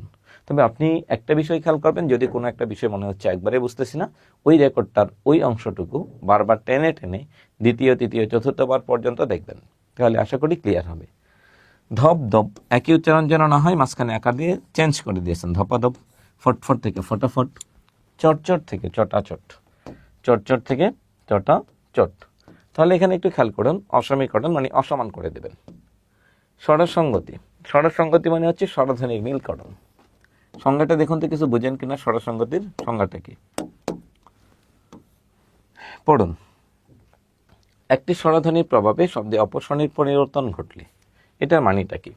যেমন আমি যদি বলি মূলা, মূলাটাকে যদি একটু চেঞ্জ করি তাহলে কি হবে? মুলু, মূলা মুলু। দেশি দিশি, দেশি দিশি। আচ্ছা, এরপরে যদি বলি মোজা থেকে মজু, মোজা থেকে মুজু, পরিবর্তনটা কোথায় একটু দেখুন তো, যে পার্থক্যটা কোথায় হবে বা পরিবর্তনটা ঠিক কোথায় হবে, এটা একটু খেয়াল করতে হবে আপনাকে। তাহলে আমি আপনাকে এখানে একটা শব্দ বোঝাতে চাচ্ছি, সেটা হচ্ছে উচ্চারণ কোনটা সহজ, মূলা না মুলু, দেশি না দেশি, বিলাতি না বিলিতি, এটা একটু খেয়াল করবেন। এবার আমার সাথে একটু যদি বলেন মূলা এবং মুলুর মধ্যে পার্থক্যটা কোথায়। আমি যদি বলি মু, আমার মুখের দিকে একটু খেয়াল করবেন এবং আপনি উচ্চারণ করবেন। মু, মুখটা গোল হলো, লা, মুখটা চ্যাপ্টা হলো। আবার যদি বলি মু লু, মুখের অবস্থা সমান, দুটাই গোল। তাহলে এটাই সহজ। গ্রামের নিরক্ষর মানুষেরা মোলা বলে না, ওরা কি বলে? মুলু বলে। মূলাকে কি বলে? মুলু। তাহলে উচ্চারণের সুবিধার জন্য যে ধ্বনি পরিবর্তনটা হলো তার নামই হচ্ছে কি? স্বরসঙ্গতি। এই ক্ষেত্রে আপনি খেয়াল করবেন দেশি, দেশি, দুটা দুই রকম হয়। এবার যদি আমরা বলি দি শি, দি শি, দি শি, একটু চেঞ্জ হলো। তাহলে এখানে কি হলো? পরেরটা অনুযায়ী চেঞ্জ হলো, পরেরটা ঠিক আছে। তাহলে এখানে খেয়াল করবেন প্রগত মানে, একটু মনে রাখবেন প্রগত মানে প্রথমটা ঠিক থাকবে, প্রগত মানে প্রথমটা, পরাগত মানে শেষেরটা ঠিক থাকবে, শেষ, মধ্যগত মানে মাঝেরটা ঠিক থাকবে, মাঝেরটা, অনন্য মানে কোনোটি না, কোনোটি না। তাহলে এখানে খেয়াল করুন প্রগত, মূলা থেকে মূলো, মু প্রথমটা ঠিক আছে, মূলা থেকে মূলো, মূলা থেকে মূলো প্রথমটা ঠিক আছে, মু মু মু, প্রগত। দেশি, সি সি, এটা ঠিক আছে, তাই এটাকে বলে পরাগত। মধ্যগত, বিলাতি, বৈরসিকার বি তৈরসিকার্তি, বিতি, বৈরসিকার বি তৈরসিকার্তি, এই দুইটা অনুযায়ী মাঝেরটা পরিবর্তন হয়ে গেল, তৈরসিকার তি, এটা অনুযায়ী মাঝেরটা পরিবর্তন হলো, মাঝেরটা রসিকার রসিকার রসিকার, বিলাতি, বি লা আ তি ই, বি লা তি, বি লা তি। তাহলে দেখুন আ ই ই দুই পাশে ছিল, মাঝখানে আটাও ই হয়েছে, এটিকে বলে মধ্যগত। কিন্তু যদি বলি মোজা থেকে মুজু, রস্যকার, হ্যাঁ এই রস্যকার কি পড়ে আছে? দেখুন নাই, দুইটাই পরিবর্তন হয়েছে। কিরকম পরিবর্তন? এখানে রস্যকার ছিল, এখানে রস্যকার নাই, এখানে আকার ছিল, আকার নাই। তাহলে এটার নামই হচ্ছে অনন্য স্বরসঙ্গতি। স্বরসঙ্গতি মানে হচ্ছে স্বরধ্বনির মিলকরণ। মিল করার জন্য যেটা প্রথমে ঠিক থাকবে, যদি প্রথমটা ঠিক থাকে তার নাম প্রগত। তো মনে রাখবেন প্রথমটা ঠিক থাকলে প্রগত, শেষেরটা রসি রসি, রসিকার রসিকার ঠিক আছে, তাই এটাকে বলে পরাগত। দুই পাশের দুইটা অনুযায়ী মাঝেরটা পরিবর্তন হলে মধ্যগত, আর কোনোটাই ঠিক না থাকলে অনন্য। ধ্বনি বিপর্যয়, ধ্বনি বিপর্যয় মানে হচ্ছে ইন্টারচেঞ্জ, দুইটা বর্ণ জায়গা পরিবর্তন করবে, বাক্স থেকে কস শক। আপনারা কেউ সিকান্দার বক্স একটা নাটক আছে, এটা দেখছেন কিনা?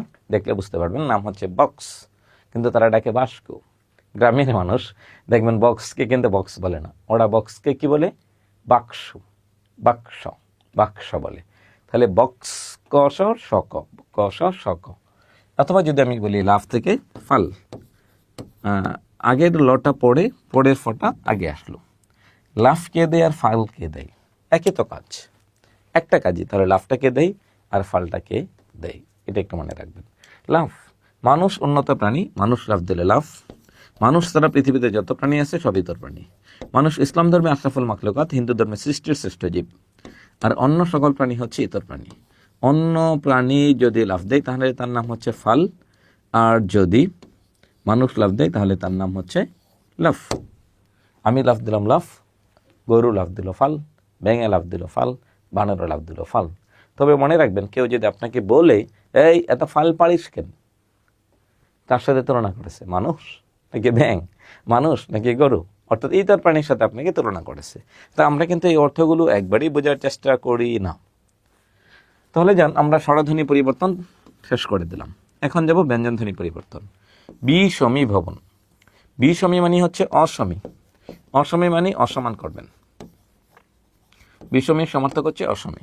শরীর র দুইটা সমান আছে, এখানে সমান নাই, র একটা আছে। লাল দুইটা সমান আছে, অসমান, অর্থাৎ দুটি সমান বর্ণ যদি অসমান হয়, অসম, মনে রাখবেন অসম, অসম। দুটো সমান বর্ণ ছিল, এখন অসমান করে দিবেন, তবে তাকে বলে বিষমী ভবন। দুটি অসম বর্ণ যদি সমান হয় তবে তাকে বলে কি? বিষমী ভবন। তাহলে এই তিনটা একটু পড়তে হবে। সমীভবন মানে কি? সমান করতে হবে। সমীভবন মানে এটাকে সমান করবেন। কেমন সমান করবেন? দুইটা অসমান বর্ণ, একটা রেফ একটা ধর্ম, বানাই দিলেন ধম্ম। গল্প লয় পয় দুইটা অসমান, পয় পয় দুইটা সমান। জন্ম দুইটা অসমান, দুইটা সমান। পড়ুন কি লেখা আছে, 1 মিনিট সময় পড়বেন, 1 মিনিট।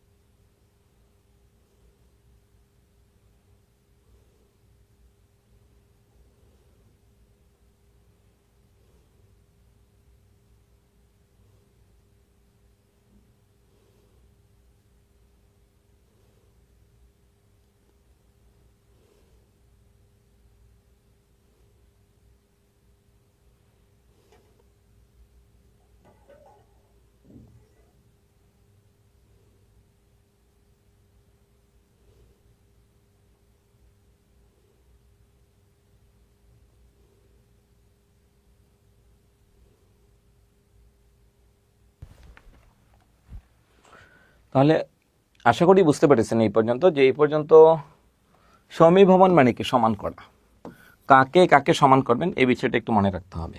সমীভবন 3 প্রকার: প্রগত, পরাগত, অনন্য। বিষমী মানে সমান থেকে অসমান, আর এটা হচ্ছে অসমান থেকে সমান। এবার একটু দেখুন, প্রগত মানে প্রথমটি ঠিক থাকবে, পরাগত শেষেরটি ঠিক থাকবে, অনন্য হচ্ছে কোনোটি ঠিক থাকবে না। এটা একটু দেখার চেষ্টা করেন এবং বোঝার চেষ্টা করুন। প্রগত মানে কি বলছিলাম, প্রথমটি ঠিক থাকবে। আমরা যদি একটু উদাহরণগুলো দেখতে চাই তাহলে আমরা একটু যদি দেখি, পদ্ম থেকে পদ্ম, এটা কি কি পরিবর্তন আমার এখানে হতে পারে? পদ্ম থেকে পদ্ম। প্রগত ও সমীভবন মানে পূর্বধ্বনির প্রভাবে পরধ্বনির একটা পার্থক্য হবে। তাহলে পূর্বধ্বনির প্রভাবে পরধ্বনির যদি কোনো একটা পার্থক্য হয়, তাহলে আমরা এখানে কি করতে পারি? পূর্বধ্বনির প্রভাবে পরধ্বনির কোনো পরিবর্তন হলে সেটাকে আমরা কি করব? অসমান থেকে সমান হয়েছে, তার নাম প্রগত। পদ্ম, প দয়ময় সমান সমান কি হলো? পদ্ম। প দয়ময়, প দ একটা ম একটা, দুইটা শব্দ খেয়াল করুন, প দয়ময়, দুইটা অসমান আর এখানে দুইটা সমান। এরপরে দেখুন পরাগত সমীভবন। পরাগত কি? দন্তান্ন আর ম, এখানে দুইটা বর্ণ আছে, দন্তান্ন একটা, ম আছে একটা, আর এখানে কি আছে? ময়ময়। দুটি অসমান বর্ণ কি হলো? সমান বর্ণ হলো। দুটি অসমান যদি সমান হয় তার নাম সমীভবন। এখানে মটা ডাবল আছে মানে পরেরটা ঠিক আছে, তাই এটাকে বলে হচ্ছে পরাগত। অনন্য মানে কি? সত্য, ত এবং জ দুইটা বর্ণ আছে, কিন্তু এখানে দুইটার মধ্যে একটাও ঠিক নাই, তার মানে হচ্ছে দুইটা অসমান। এক অসমান থেকে সমান সমীভবন, প্রথমটা ঠিক নাই, প্রগত হয় নাই, সেটারটা ঠিক নাই, পরাগত হয় নাই। এরকম যদি হয় তবে আমরা তাকে কি বলবো? এটার নাম হচ্ছে অনন্য সমীভবন। তাহলে আরেকবার দেখুন, প্রগত, পরাগত, অনন্য, এই তিনটা বুঝতে পারেন কি না? প্রগত সমীভবন, পরাগত সমীভবন এবং অনন্য সমীভবন, এই তিনটা বিষয় আপনি বুঝতে পারছেন কিনা? আশা করি সবাই এটা ক্লিয়ার হয়েছেন। তাহলে চলুন আমরা পরবর্তী স্লাইডে যাচ্ছি।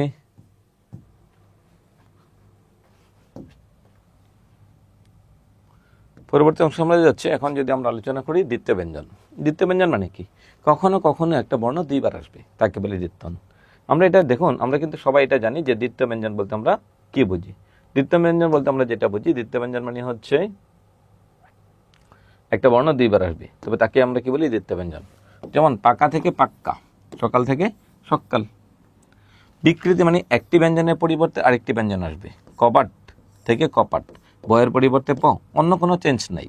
ধুভা, বয়ের পরিবর্তে প, কোনো পরিবর্তন নাই। ধাইমা, ধয়ের পরিবর্তে দ। তাহলে এখন আমি যদি আপনাকে বলি, নোয়াখালীর মানুষ পানিকে কি বলে? হানি বলে। পানি, পানিকে কি বলে? হানি। তাহলে দেখুন এটাও ধ্বনি পরিবর্তন, এটার নাম হচ্ছে কি? ব্যঞ্জন বিকৃতি। এখন যদি বলি ময়মনসিংহের মানুষ ঢাকাকে ডাহা বলে, ঢাকাকে ডাহা বলে, এটাও ধ্বনি ব্যঞ্জন বিকৃতি। এখন যদি বলি রংপুরের মানুষ রংপুরকে অংপুর বলে, রংকে কি বলে? অং বলে, একই কথা। আমারকে হামার বলে, বগুড়ার মানুষ আমারকে কি বলে? হামার বলে। তাহলে এটাও ধ্বনি পরিবর্তন, একটা বর্ণের পরিবর্তে আরেকটা বর্ণ আসছে। আচ্ছা, এটাই মনে রাখতে হবে, এটাকে বলে হচ্ছে ব্যঞ্জন বিকৃতি। আপনার পরীক্ষায় এই অংশটুকুই সবচেয়ে বেশি গুরুত্বপূর্ণ, যে ব্যঞ্জন বিকৃতি কোনটা। ব্যঞ্জন চ্যুতি আর অন্তর্হতি কাছাকাছি প্রশ্ন, কাছাকাছি সিস্টেম। আপনাকে একটু বুঝিয়ে শুনে উত্তর দিতে হবে যে কোনটার উত্তর কি হতে পারে, একটু বুঝিয়ে শুনে উত্তর দিবেন। পাশাপাশি সম উচ্চারণের দুটি ব্যঞ্জন থাকলে, ব্যঞ্জন ধ্বনি থাকলে তার একটি লোপ পাই, এরূপ লোপকে বলা হয় ব্যঞ্জন চ্যুতি বা ধ্বনি চ্যুতি। পাশাপাশি দুটি ব্যঞ্জন থাকলে একটি ব্যঞ্জন লোপ পাই, পাশাপাশি দুটি ব্যঞ্জন থাকলে একটি ব্যঞ্জন লোপ পাই, এরূপ ব্যঞ্জন লোপকে বলে ব্যঞ্জন চ্যুতি। তার মানে দুটি ব্যঞ্জন থেকে একটি ব্যঞ্জন, মানে এক জাতীয় দুইটা থেকে একটা। দি দি দুইটা ছিল, একটা লোপ পেয়েছে। দা দা দুইটা ছিল, একটা লোপ পেয়ে হয়েছে কি? বর্দা। তাহলে দেখুন এখানেও ব্যঞ্জন লোপ পেয়েছে, ফলাহার থেকে ফলার, এখানে একটা হা আছে, হাটা লোপ পেয়েছে। আলাহিদা থেকে আলাদা, হি লোপ পেয়েছে। তাহলে দেখুন এখানেও একটা ব্যঞ্জন, এখানেও একটা ব্যঞ্জন, আর এখানেও একটা ব্যঞ্জন। তাহলে পার্থক্যটা কোথায়? এখানে এক জাতীয় দুইটা ছিল, সেখান থেকে একটা লোপ, আর এখানে যে কোনো একটা বর্ণ লোপ পেয়েছে। এক জাতীয় দুইটা ব্যঞ্জন থেকে একটা লোপ পেলে তার নাম হচ্ছে ব্যঞ্জন চ্যুতি, আর যে কোনো একটা ব্যঞ্জন লোপ পেলে তাকে বলে অন্তর্হতি। তাহলে আমি আপনাকে একটা প্রশ্ন দিচ্ছি, আপনি একটু উত্তর দিবেন। বড় মামা থেকে বর্মা, এটা কোন ধরনের ধ্বনি পরিবর্তন? বড় মামা থেকে বর্মা কোন ধরনের ধ্বনি পরিবর্তন বলুন তো? বড় মামা থেকে বর্মা, কোন ধরনের ধ্বনি পরিবর্তন? নিশ্চিত আপনি ভাবতেছেন বড় দাদা থেকে বড়দা যদি হয় তাহলে বড় মামা থেকে বড়মা হবে না কেন? জি না, এটা হবে না, কারণ এখানে অর্থের পরিবর্তন হয়ে গেছে। বড় মামা মানে পুরুষ মানুষ আর বড়মা মানে মহিলা মানুষ, এই জন্য এটার উত্তর হবে না। অর্থের চেঞ্জ হলে ধ্বনি পরিবর্তন হয় না। অর্থ যদি পরিবর্তন হয় তাহলে ধ্বনি পরিবর্তন হবে না। অর্থ পরিবর্তন হলে ধ্বনি পরিবর্তন হবে না। অর্থের পরিবর্তন হয়ে গেলে ধ্বনি পরিবর্তন হবে না, এটা আপনাকে মনে রাখতে হবে। তাহলে চলুন আমরা পরবর্তী, এই পর্যন্ত ছিল আমাদের ধ্বনি পরিবর্তন। এখন আমরা যাব অক্ষর। অক্ষর কাকে বলে? নিঃশ্বাসের স্বল্পতম প্রয়াসে উচ্চারিত অংশকে অক্ষর বলে। অক্ষর দুই প্রকার, যদি কোনো শব্দের শেষে স্বরধ্বনি থাকে তার নাম স্বরান্ত অক্ষর, আর ব্যঞ্জন ধ্বনি থাকলে ব্যঞ্জনান্ত অক্ষর। সাপোজ আমার নামটা লিখে দিলাম আপনাকে ফুজাইল, ফু জা ইল। আমরা এখানে কোনটা স্বরান্ত আর কোনটা ব্যঞ্জনান্ত এটা বের করব। ফু উ একটা স্বরধ্বনি আছে, তাই এটা স্বরান্ত। যা আ একটা স্বরধ্বনি আছে, লাস্টে আ উচ্চারিত হয়, তাহলে এটা হচ্ছে একটা স্বরান্ত অক্ষর। ইল আমরা বলি না, ই ল এটা বলি না, আমরা ধাক্কা দিয়েছি, তাই এটাকে বলে ব্যঞ্জনান্ত। যদি শব্দের শেষে স্বরধ্বনি উচ্চারিত হয় তবে তাকে বলে স্বরান্ত, আর যদি ব্যঞ্জন ধ্বনি উচ্চারিত হয় তবে তাকে বলে ব্যঞ্জনান্ত অক্ষর বলে। আপনিও আপনার নামের অক্ষরগুলো খুঁজে খুঁজে বের করবেন। এরপরে যদি আমরা আসি বাংলা ভাষার উদ্ভব ও ক্রমবিকাশ। বাংলা ভাষার উদ্ভব ও ক্রমবিকাশের চিত্র হচ্ছে, প্রাচীনতম ভাষা হচ্ছে ইন্দো ইউরোপীয়, তার দুটি অংশ ছিল ক্যান্তাম এবং শতম। শতম থেকে আসছে আলবানীয়, আরবানীয়, বালতিস্লাভীয়, আর্য। আর্য থেকে আসছে দারদীয়, ইরানীয়, ভারতীয় আর্য। ভারতীয় আর্য থেকে আসছে বৈদিক, বৈদিক থেকে আসছে প্রাচীন ভারতীয় আর্য, প্রাচীন ভারতীয় কথ্য আর্য থেকে কথ্য ভারতীয়। কথ্য আর্য থেকে আসছে প্রাচীন প্রাচ্য অথবা প্রাকৃত। প্রাচীন প্রাচ্য অথবা প্রাকৃত। এই প্রাচ্য ভাষার 5টি স্তর ছিল: মাগধী প্রাকৃত, গৌড়ীয় প্রাকৃত, আরও ছিল মহারাষ্ট্রী প্রাকৃত, সিংহলী প্রাকৃত। মহারাষ্ট্রের ভাষাকে বলে মহারাষ্ট্রী প্রাকৃত, সিংহলী প্রাকৃত, অর্ধমাগধী প্রাকৃত, মাগধী প্রাকৃত না, এটা হচ্ছে অর্ধমাগধী প্রাকৃত, গৌড়ীয় প্রাকৃত। আপনার এই বাকি 3টা দরকার নেই, আপনার দরকার হচ্ছে এই 2টা। মাগধী প্রাকৃত থেকে বাংলা ভাষার উৎপত্তি, এটা হচ্ছে ডক্টর সুনীতি কুমার চট্টোপাধ্যায়ের মতে। কার মতে? সুনীতি কুমার। কখন বাংলা ভাষার উৎপত্তি? মাগধী প্রাকৃত থেকে 950 সালে। আর ডক্টর মোহাম্মদ শহীদুল্লাহ স্যারের মতে বাংলা ভাষার উৎপত্তি হচ্ছে গৌড়ীয় প্রাকৃত থেকে, সেটা হচ্ছে 650 সালে। 650 সালে ডক্টর মোহাম্মদ শহীদুল্লাহ মতে গৌড়ীয় প্রাকৃত থেকে আসছে গৌড়ীয় অপভ্রংশ। গৌড়ীয় অপভ্রংশ থেকে আসছে বঙ্গ কামরূপী, প্রাচীন উড়িয়া, বিহারি। প্রাচীন উড়িয়া, আপনি শুধু শখটা পড়বেন। একটা হচ্ছে বিহারি, বিহার প্রদেশের ভাষা বিহারি। বঙ্গ কামরূপী থেকে আসছে অসমীয়া এবং বাংলা। শেষ, এটা হচ্ছে আপনার প্রয়োজন। এর বাইরে আপনার তেমন কোনো কিছু দরকার নেই। বাংলা ভাষার উৎপত্তি কোথা থেকে? বঙ্গ কামরূপী থেকে। বাংলা ভাষার উৎপত্তি কোথা থেকে? সেই গৌড়ীয় প্রাকৃত থেকে। কার মতে? ডক্টর মোহাম্মদ শহীদুল্লাহ স্যারের মতে। কত সালে? 650 সাল বা 7ম শতক। আর সুনীতি কুমার চট্টোপাধ্যায়ের মতে 950 সাল অথবা 10ম শতক। তাহলে চলুন এর পরবর্তী অংশে যাচ্ছি।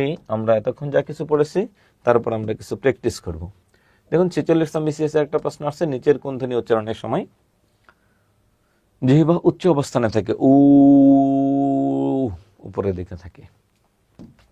ধ্বনি বিজ্ঞান ও বাংলা ধ্বনিতত্ত্ব গ্রন্থের রচয়িতাকে? আশা করি আপনার মনে পড়েছে যে স্যার বাংলায় অতিরিক্ত একটি স্বরধ্বনি ধ্বনিটি বাংলায় সংযোজন করেছিলেন, ভাষাবিদ ডক্টর মোহাম্মদ আব্দুল হাই স্যার। 18তম বিসিএসে আসছে, বাংলা বর্ণমালায় মাত্রাহীন বর্ণের সংখ্যা কয়টি? 8/32 এই সংখ্যাটা যদি মনে রাখেন তাহলে আশা করি খুব ভালো করবেন, আর কখনোই ভুলবেন না। 10টি। কোনটি চলিত ভাষার নিজস্ব বৈশিষ্ট্য? চলিত ভাষার বৈশিষ্ট্য কি? তদ্ভব শব্দের বহুলতা। চলিত ভাষার মধ্যে তদ্ভব শব্দের সংখ্যা বেশি পাওয়া যায়। চলিত ভাষার মধ্যে তদ্ভব শব্দের বহুলতা বেশি পাওয়া যায়। দুটি সমবর্ণের একটির পরিবর্তনকে কি বলে? সেটা হচ্ছে 18তম শিক্ষক নিবন্ধন স্কুল পর্যায়ে 2024 সালে আসছে। দুটি সমবর্ণের একটি পরিবর্তন, আমরা তাকে বলি বিষমীভবন। কেন বিষমীভবন বলি? দেখুন, শরীর, এখানে দুটি সমান বর্ণ আছে, এটাকে চেঞ্জ করে বানাই দিলাম শরীর। হ্যাঁ, এখানে সমান আর নাই, এখানে দুটা সমান ছিল, এটাকে কি বলে? বিষমীভবন বলে। শরীর। চলিত রীতিতে সর্বনাম ও ক্রিয়াপদ কেমন হয়? সংক্ষিপ্ত হবে, সংক্ষিপ্ত। আর সাধু রীতিতে দীর্ঘ। এই দুটা মনে রাখবেন, এই দুটা ঘুরে ঘুরে প্রশ্ন আসে। সাধুতে দীর্ঘ আর চলিততে সংক্ষিপ্ত। সাধু ও চলিত রীতির শব্দ একই বাক্যে ব্যবহার করলে তাকে আমরা একটা ভুল বলি। যেমন বাংলা ও সংস্কৃত শব্দের ব্যবহারও যদি আমরা একসাথে করি তাহলে সেটাও ভুল হয়। তাহলে সেটা যে ভুল হয় তার নাম হচ্ছে গুরু চণ্ডালী দোষ। গুরু চণ্ডালী। সাধু ও চলিত ভাষা রীতিতে অভিন্ন রূপে ব্যবহৃত হয় কোনটা? অব্যয়পদ। কোনো পরিবর্তন হয় না, আগেও যেটা পরেও এটা, সাধুতেও যেটা চলিততেও সেটা। বাংলা ভাষার উদ্ভব ও বিকাশ গ্রন্থের রচয়িতা কে? সুনীতি কুমার চট্টোপাধ্যায়। 1926 সালে তিনি এই গ্রন্থটি রচনা করেছেন। 1926। এটার নাম সে হচ্ছে, ইংরেজি ভাষায় লিখছেন নামটা the ODBL, origin and development of Bengali language.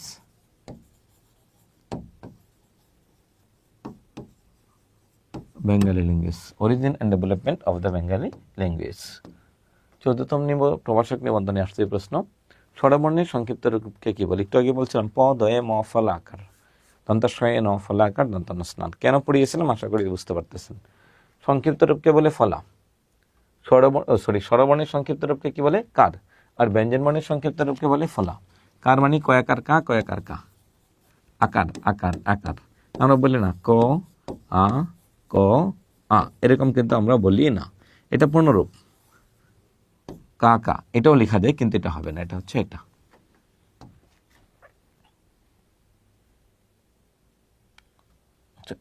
এরপরে আসুন,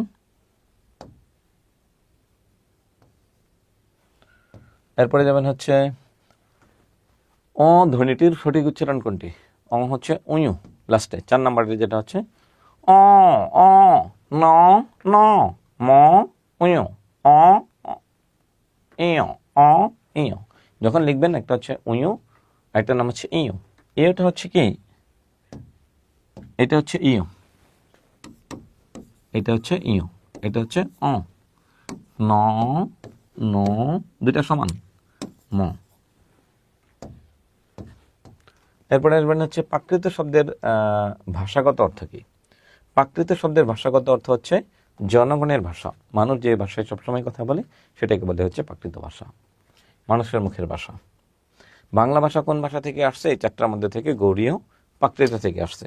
এখানে যে 4টা ভাষা দেখতেছেন, এই 4টা ভাষার মধ্যে বাংলা ভাষা আসছে গৌড়ীয় প্রাকৃত ভাষা থেকে আসছে। কোনটি ধ্বনি বিপর্যয়ের উদাহরণ? ধ্বনি বিপর্যয় মানে দুটি বর্ণ কি করবে? ইন্টারচেঞ্জ হবে, আগেরটা পরে পরেরটা আগে আসবে। শরীর থেকে শরীর, এটা হচ্ছে কি? অসমান থেকে সমান। হংস থেকে হাস, এটা হচ্ছে ভাষাগত পরিবর্তন। ল ফ ফ ল। ধ্বনি বিপর্যয়, লাফ থেকে ফাল, লাফ থেকে ফাল, লাফ থেকে ফাল, এটা হচ্ছে ধ্বনি বিপর্যয়ের উদাহরণ। 13তম প্রভাষক নিবন্ধন 2016 সালে আসছে। বাকযন্ত্রের অংশ নয় কোনটি? দেখেন তো কোনটা কাজে লাগে না, এটা বিসিএস এ আসছে। বাকযন্ত্রের অংশ নয় কোনটি, অর্থাৎ ধ্বনি উচ্চারণে আমাদের কোন অঙ্গ বা প্রত্যঙ্গটি কাজে লাগে না? সেটা হচ্ছে নাক। নাক লাগে ন ন, নাক লাগে, কিন্তু কান দিয়ে কোনো বর্ণ উচ্চারণ করি না। এই ছিল আমাদের আজকের ক্লাসের আলোচনার বিষয়। এতক্ষণ আপনারা আমাদের সাথে ছিলেন আমাদের বিদ্যাবাড়ির শিক্ষক নিবন্ধন পরীক্ষার রেকর্ড বাংলা ক্লাসের লেকচার 1-এ। এবং আমাদের সাথে যোগাযোগ করার জন্য অথবা আমাদের সাথে আরও বিস্তারিত জানার জন্য আমাদের লাইভ ক্লাসে যুক্ত হতে পারেন, অথবা আমাদের লেকচার শিট হাতে রাখতে পারেন। আর বিদ্যাবাড়ি সংক্রান্ত যে কোনো তথ্যাবলী জানার জন্য আমাদের স্ক্রিনে দেওয়া হটলাইন নম্বরে যোগাযোগ করতে পারেন। আমাদের হটলাইন নম্বর হলো 018960608000 থেকে শুরু করে 815 পর্যন্ত। অথবা আমাদের ওয়েবসাইট ঘুরে আসতে পারেন www.bidyabadi.com, youtube.com বিদ্যাবাড়ি, অথবা fb.com বিদ্যাবাড়ি ফেসবুক পেজ থেকে। এতক্ষণ আমাদের সাথে থাকার জন্য আপনাকে ধন্যবাদ জানাচ্ছি। সবাই ভালো থাকবেন, সুস্থ থাকবেন। পরবর্তী সিরিজে দেখা হবে লেকচার 2 নিয়ে। তাহলে আজকের মতো বিদায় নিচ্ছি। আসসালামু আলাইকুম, আল্লাহ হাফিজ।